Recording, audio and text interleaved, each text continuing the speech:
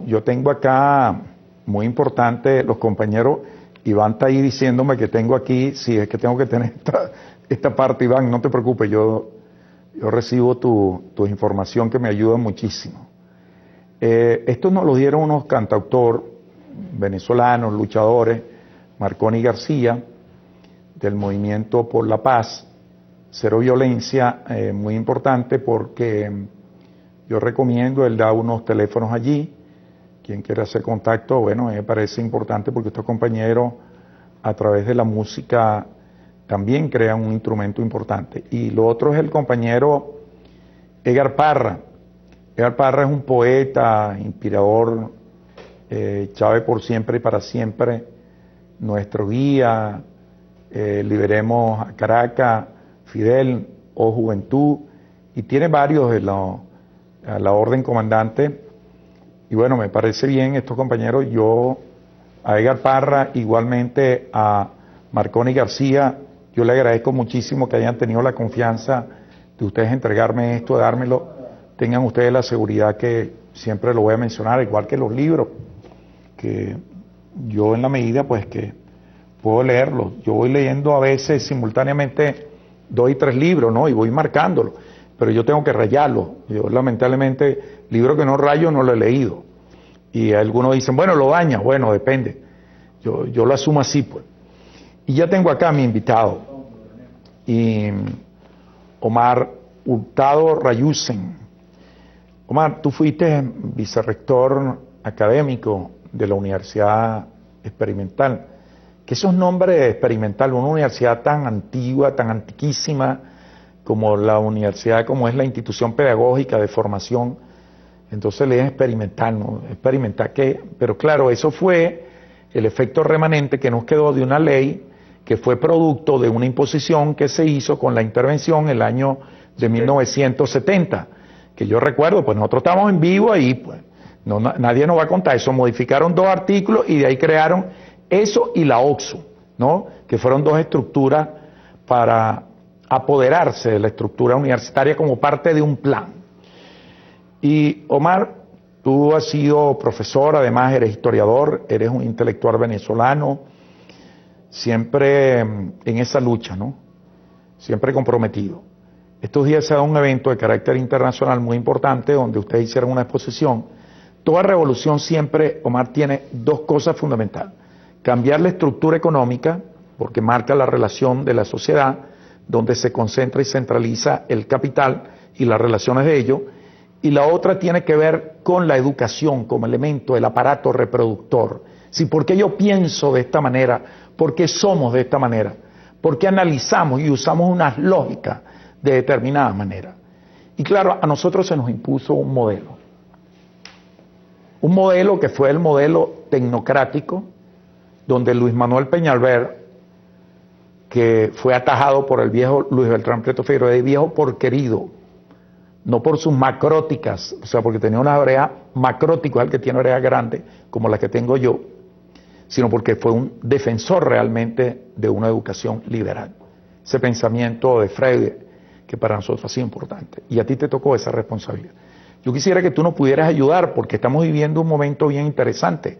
Están diciendo por ahí que nosotros queremos ideologizar en las escuelas y tal. Bueno, es que ellos no ideologizaron. Bienvenido al doctor Omar Rayusen.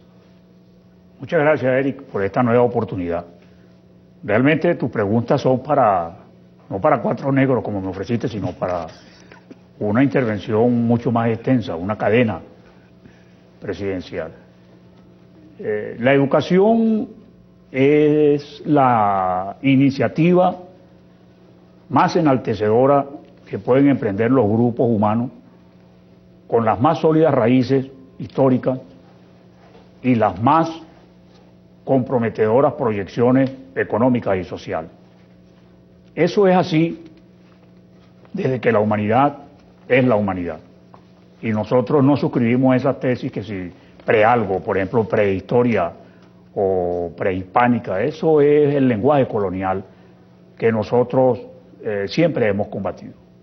La historia es de que los grupos humanos, en la preterida África, por cierto, se organizan, se estructuran, se produce el gran cambio que es cuando los prehomínidos se convierten en homínidos y esos grupos iniciáticos están en capacidad de hacer esta gran transformación, de convertir lo que es una asociación inconexa en una acción concreta. Esa es la gran revolución que ocurre en territorio africano.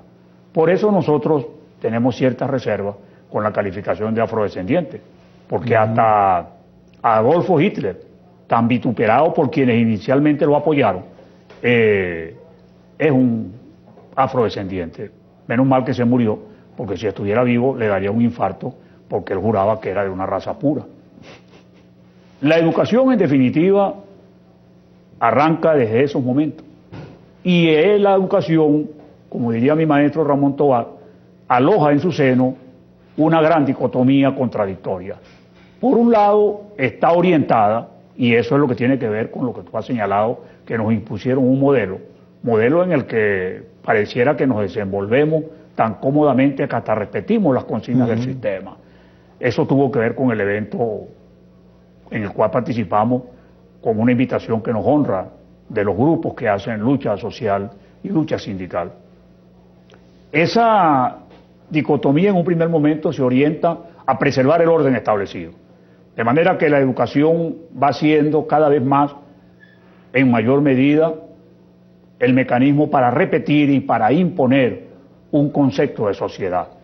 Por ejemplo, con el debido respeto, muere un artista en México y hay duelo nacional. Nosotros compartimos ese sentimiento del pueblo, pero que es manipulado por las clases dominantes. Pero matan a 43 estudiantes de una escuela normal rural y la primera calificación, inclusive por el primer magistrado de ese país, es que eran bochincheros, que eran revoltosos, que crearon una situación de emergencia, como diciendo, ellos son los culpables de lo que les ocurrió.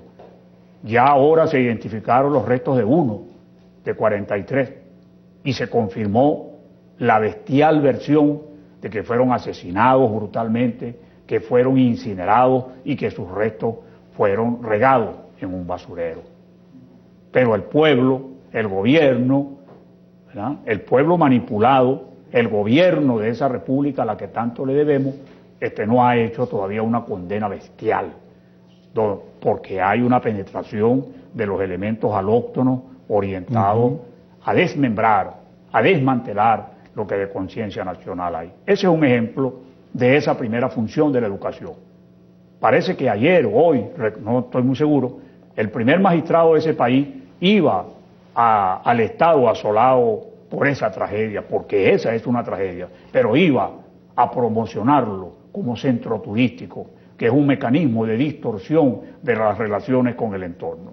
La segunda gran característica de esta paradoja está precisamente en que incuba en ella los gérmenes de su profunda transformación, de las profundas modificaciones que la sociedad humana reclama. Estamos hablando con el profesor Omar Hurtado Rayusi, quien además de su carácter de docente e investigador, nos está haciendo una aproximación al elemento cultural como reproductor y dominador. Has colocado una cosa que me parece fundamental. Ellos se buscaron, es como se banaliza, ellos se buscaron eso y por eso los mataron. Eso lo escuchamos aquí. Nos llamaban cabeza caliente, recordarás, comunista. Ellos eran muy buena gente, pero ellos se buscaron eso. Y yo lo recuerdo mucho en la década de los 60. Claro. Y sin embargo, pretendieron utilizar al personaje del Chespirito para opacar, para atenuar, sería la palabra. Porque ahorita tienen una reunión incluso en Veracruz, donde están promoviendo de los pueblos iberoamericanos, con esas imposiciones tal como lo tú estás diciendo, y queremos colocarlo también para conectar eso, porque esa es parte de la dominación, la metodología. Ya volvemos, estamos con el profesor Omar Hurtado Rayusi. Sí, yo comparto contigo eso, yo abrazo, porque ese proceso autóctono y alótono que puede ocurrir del racismo de ese proceso que está presente en Venezuela se hizo a partir del segregacionismo social, que es una forma también de racismo. No solo es el carácter biológico del color de la piel. Pero hay muchas cosas. Es decir, cuando yo abrazo un concepto, yo tengo que tener cuidado con el concepto. Porque puedo estar en la metodología reproduciendo la metodología del dominante en una estructura neocartesiana de ese pensamiento, y lo que termino es reforzando, aunque tenga un discurso revolucionario, termino reforzando el proceso de dominación. Nosotros somos, sí, un entramado social con una presencia indígena nativa propia, pero somos un cruce indiscutiblemente donde pasaron blancos y negros. Y entonces la Universidad de Berkeley en California llega y dice que los más puros y la mejor raza son los puertorriqueños. Entonces los taínos tienen sangre caribeña. Entonces son del Caribe, como República Dominicana, como una parte de Cuba. Entonces, claro, ellos están tratando de buscar para distraer un poco en esto, porque detrás de ellos se mete el problema del egocentrismo cultural, la superioridad. Y entonces te la refuerzan con la educación, ¿no? Como factores. Y te lo refuerzan diciendo, es que hay unos que son inteligentes y otros no. Unos pueden ingresar a la universidad y otros no. Todo eso está metido allí. Entonces, lejos de asumir la negritud, pues yo soy negro, pero lo asumo sin complejos, que es el problema, porque detrás de ello uno no sabe si hay eso. Porque podemos discutir entonces el concepto de lo que es normal y anormal. Podríamos abrir esa discusión. Es una discusión epistemológica, pero la podemos abrir. Profesor y doctor Omar Hurtado. Cuando decimos que la educación encierra en sí una enorme paradoja contradictoria, es porque en ella se alojan las razones que se han esgrimido ad eternum, de manera permanente, para justificar la dominación. Por ejemplo, Colón nos descubrió. Resulta que cuando Colón llega aquí, primero, habiendo equivocado la ruta, segundo, buscando cómo reflotar la decadente Europa, porque la cumbre que se está desarrollando hoy en día en México, de la cumbre iberoamericana, es otra manera que ha encontrado España para intentar reflotar su decadente estructura en todos los órdenes. Porque si algún país ha sido ejemplo, y digo país refiriéndome a Europa, en el decir martiano de nuestra América, América como un todo, Europa como un todo, ha sido un ejemplo extraordinario de lo que es una sociedad decadente en todos los órdenes y que con esas relaciones cíclicas señaladas por el insigne nacido en Treveri, ha logrado reflotarse. Colón viene con esa misma misión y por eso nosotros insistimos en la historia cualitativa. No es un problema de lo circunstancial, sino de la razón cualitativa que se proyecta. Y además de eso, Colón viene a una sociedad que los deslumbra. No solamente es Tenochtitlán, no solamente es Machu Picchu, sino son, por ejemplo, nuestros indígenas del preterido llano venezolano, que tenían un sistema de control de inundaciones y que cuando los antropólogos modernos lo encontraron, no pudieron acceder a una explicación racional, porque habían en plena selva unos túmulos hundidos, perdidos en medio de esa vegetación. De manera que no es solamente Tenochtitlán y no es solamente Machu Picchu, sino que es una cultura que conocía el cero, una cultura que estaba en capacidad de predecir las variaciones del tiempo, una cultura que estaba en capacidad de establecer una relación más armónica con el entorno. Esa cultura los asombra, los sorprende. ¿Y qué hacen? La someten en el nombre de la cruz y del fuego. Eso se pretende justificar. Eso se pretende. Y hay hasta una bula papal que sostiene que los indígenas que vivían en estos pueblos eran seres sin alma, porque adoraban a dioses extraños. Nosotros quisiéramos preguntar qué son los túmulos de Stonehenge, qué son las pirámides, ¿verdad? Cuáles son las noches de brujas en Alemania y qué es el Halloween en los Estados Unidos, para quienes quieren hablar de que nuestras culturas originarias son culturas primitivas. Pero además de eso, de buscar entronizar una visión distorsionada de la realidad para justificar su predominio, la expoliación de los pueblos, solamente hay que ir a cualquier iglesia de la culta Europa para saber a dónde fueron a parar las riquezas de estos pueblos. Termina Grecia, la culta Grecia, de intentar una demanda en el Tribunal Internacional porque el Museo Británico prestó una escultura que Roma robó del Partenón y el Estado griego consideró eso una afrenta porque hay una reclamación permanente por esa expoliación que hubo de las esculturas que había en el Partenón y que Inglaterra se las apropió porque supuestamente ellos estaban en capacidad de preservarlas en mejor estado. Esa es la primera visión de la educación que nos han vendido. La segunda visión de la educación es la que no se quiere señalar, la que dice que aquí no hubo descubrimiento, sino que hubo una imposición, una cultura, una masacre contra un pueblo inerme. Fue tan masacre lo que ocurrió contra nuestros indígenas como lo que ocurrió en Irán, como lo que ocurrió en Siria, como lo que se hace en Afganistán. Con los mismos propósitos. ¿Quién armó a Colón? ¿Quién armó a Cortés? ¿Quién armó a Pizarro? El imperio del momento. ¿Quién armó el ejército islámico? ¿Quién armó los talibanes? Esas razones no se nos dicen. Pero resulta que entonces esas sociedades que pretenden señalarse como grandes expresiones de la cultura impuesta tienen grandes contradicciones.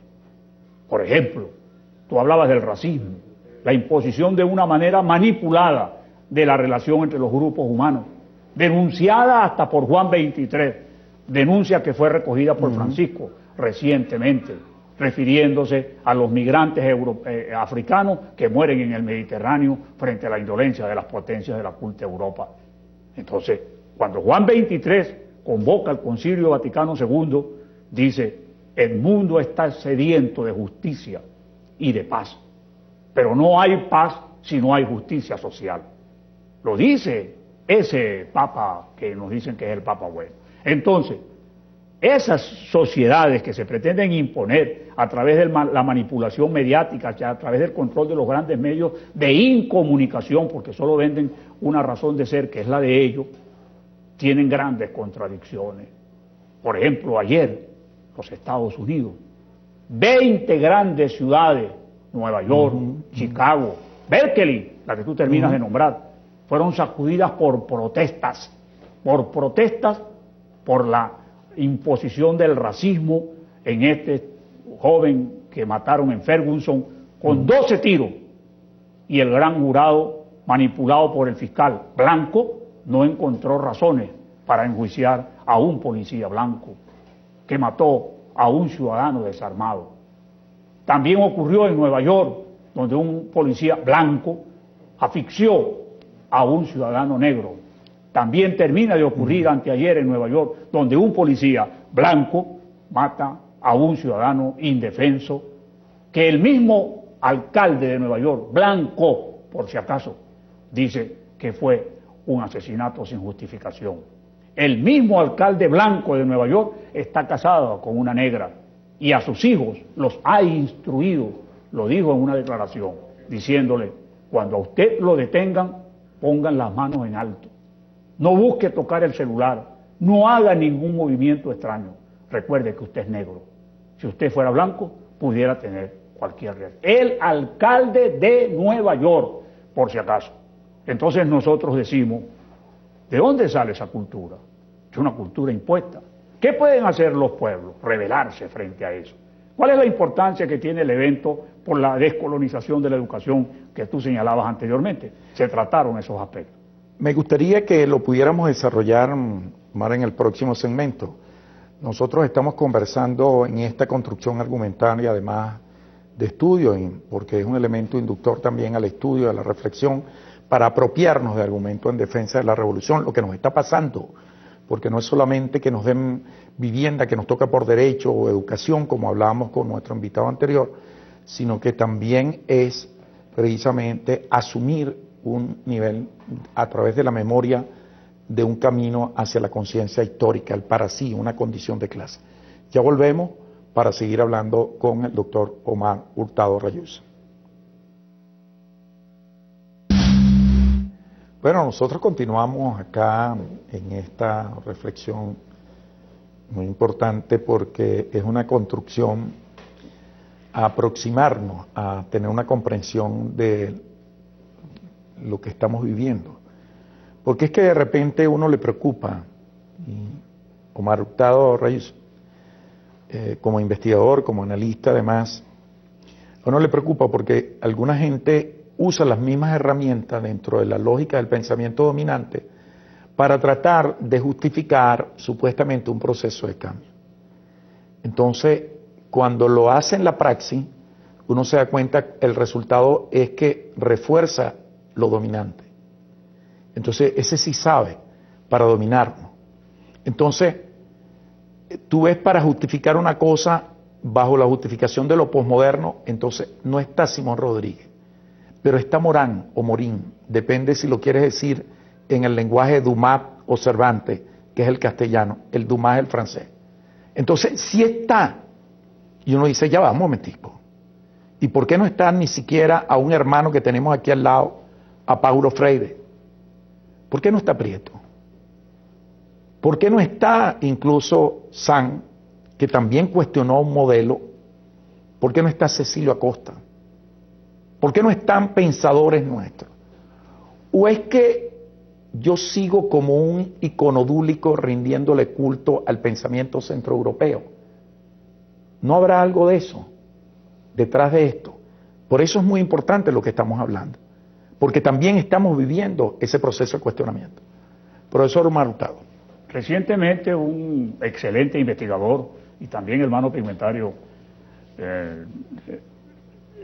profesor de la Escuela de Sociología, publicó su tesis doctoral que se llama precisamente Una nueva manera de ser contra el centro, contra el eurooccidentalismo. Ese extraordinario trabajo de Miguel Ángel Pérez, publicado por las editoriales del Estado, rescata el viejo planteamiento hecho por el maestro Salvador de la Plaza. El primer deber que se propone un imperio es destruir la conciencia histórica. Y nosotros, con mucha preocupación, hemos observado que hasta 1998, en el caso de Venezuela, y posteriormente una proyección en el resto de América, porque hasta en Puerto Rico y en los mismos Estados Unidos ha tenido repercusión, nosotros vivíamos como la vergüenza de ser latinoamericanos. Casi que nos daba pena decir de dónde éramos. Aquí, perdona que te interrumpa, que había gente que decía, ¿por qué no nos conquistaron los ilustres ingleses? Pensadores, grandes académicos? Sí. Llegaron a decir grandes académicos que nosotros éramos flojos. Llegaron a decirlo. Yo me acuerdo de Arturo Larpietre, está escrito, que éramos flojos, que nos tuvieran que mejorar, ligarnos de raza. El último trabajo, me da pena ver lo que decía trabajo de ese ilustre venezolano, porque no hay que negarlo, claro, se llama Ajuste de Cuentas. Bueno. Cuando nosotros leímos eso, dijimos, bueno, si este caballero, que fue un mimado del sistema, tenía cuentas que ajustar con el país, con la sociedad, con la vida, ¿qué quedará para un humilde habitante de un barrio? ¿Qué quedará para un habitante de una favela? ¿Qué quedará para un habitante de las humildes, más que humildes chabolas de India? Se preguntó. Pero en definitiva, una cultura impuesta, como tú dijiste en la introducción a este programa, que nos ha hecho desviarnos del objetivo fundamental de la condición humana, que es vivir con justicia, que es vivir en real igualdad, que es vivir en armonía. Por eso nosotros consideramos un exabrupto que quienes dicen oponerse al sistema de relaciones que nos domina, viven repitiendo las frases que maneja el sistema. Aquí hay un novelista que ganó el premio Rómulo Gallegos con una novela de Mañana en la batalla piensa en mí, que se llama Isaac Rosa, donde dice que los términos que el pueblo ha utilizado normalmente han perdido su verdadero significado. Y entonces uno encuentra a la derecha que ha expoliado al trabajador durante toda su vida, hablando de libertad. Uno escucha a los representantes de la derecha que han discriminado a los habitantes de este país, hablando de igualdad. Uno escucha a una señora, que no sé en definitiva por dónde es que anda, que es hija de una de esas familias que se ha entronizado sobre el país y cuya fortuna familiar procede precisamente de estimular a los indigentes para que se robaran las defensas de las vías y entonces reciclarlas en una planta que tienen en Antímano, planta que fue comprada por el Estado. Entonces uno le escucha hablando de la necesidad de reconocer a los humildes. Me imagino que posteriormente se bañará con desinfectantes, se lavará las manos con alcohol, porque su cultura genética no está asociada a eso. Entonces nosotros le damos el valor a Isaac Rosa y nosotros decimos, hay que rescatar el verdadero sentido de los pueblos. Nosotros no entendemos qué hace alguien que se llama revolucionario hablando de calidad en la educación. ¿Cuál calidad de la educación? La calidad es un principio gerencial de sociedades semiautomatizadas como las japonesas que se han transferido sin mediación ni solución de continuidad hacia la educación. Y entonces nosotros escuchamos a educadores revolucionarios de pedir una educación con calidad total. Es que eso es que y un automotor, total, sí. Eso es un automotor, eso es un helicóptero, eso es una máquina cualquiera para pedirle calidad total. Nosotros frente a eso preferimos hablar de una calidad que signifique pertenencia y pertinencia, que tenga un profundo contenido social, que valorice las circunstancias en las cuales los pueblos se desenvuelven, que tome en cuenta la cultura histórica, porque nosotros no tenemos por qué denigrar de ninguna cultura. En lo particular nosotros no tenemos nada contra la cultura que expresa Goethe, contra la que expresa Shakespeare, contra la que expresa Luis de Camoens, pero nosotros reivindicamos a Simón Rodríguez, nosotros reivindicamos a Miguel José Sanz, nosotros reivindicamos a Sarmiento, nosotros reivindicamos a Morazán, nosotros reivindicamos a Martí, nosotros reivindicamos a Miguel Antonio Caro, nosotros reivindicamos en definitiva a la cultura de este pueblo que tiene una profunda razón de ser y una profunda preocupación por la justicia social. Este es un pueblo solidario, este es un pueblo que le tiende la mano al necesitado, este es un pueblo que entiende que la justicia no puede ser solo para los que más tienen. Nosotros entendemos por qué la derecha dice que antes éramos felices. Claro, teníamos un Estado que distribuía pobreza para todos y ni siquiera nos habíamos dado cuenta, porque menos del 1%, de acuerdo a las cifras consolidadas del Banco Central de Venezuela, eran quienes disfrutaban aquí del bienestar, de la economía, del poder y de la cultura. De manera que no es una exageración cuando esa dama que señalamos anteriormente dijo que al terminar lo que para ella es una pesadilla, había que desinfectar el Teresa Carreño. Porque resulta que ahora el Teresa Carreño podemos ir negros como tú y como yo, y no solamente quienes se llaman blancos de origen. Ocurre entonces que la educación tiene que reivindicar la justicia con pertinencia. Nosotros, frente a quienes hablan de calidad total, nosotros reivindicamos la manera de pensar del pueblo, la manera de entender los problemas comunes, diagnosticar nuestra propia realidad para, sin ninguna cultura autárquica, incorporar las soluciones que nos lleven a encontrar soluciones a los problemas de fondo. Nosotros no entendemos cómo nosotros tenemos años con facultades de ingeniería de metales, de ingeniería metalúrgica, y no hemos sido capaces de construir un riel. Eso lo vamos a desarrollar porque es muy importante, y sobre todo ahorita que un buen amigo nuestro ha estado asumiendo una ley que incluso va a replantear una institución tan importante como es el IBIP. El diputado profesor universitario, por cierto, Guido Ochoa, un revolucionario a quien conozco, aunque etariamente mucho nos llevaba unas generaciones a nosotros, pero que fue un referente para nosotros. Estamos con el doctor Omar Hurtado Ayusen, hijo de esta patria, del Estado Bolívar. Ya volvemos. Bueno, continuamos. Estamos acá con el doctor, profesor. Siempre recordamos esa lucha liberadora, abrazar a Simón Rodríguez. Yo anoche tuve una conversación con Simón Rodríguez y él me señalaba un elemento importante. Me decía, Eric, pero ¿cómo es eso que esta gente que se le dan de tan científico de el IBIC y de otras instituciones le cambiaron el nombre del petróleo? Me decía Simón Rodríguez anoche en la conversación, y le cambiaron el nombre y lo llamaron bitumen y no fueron capaces de dar una opinión.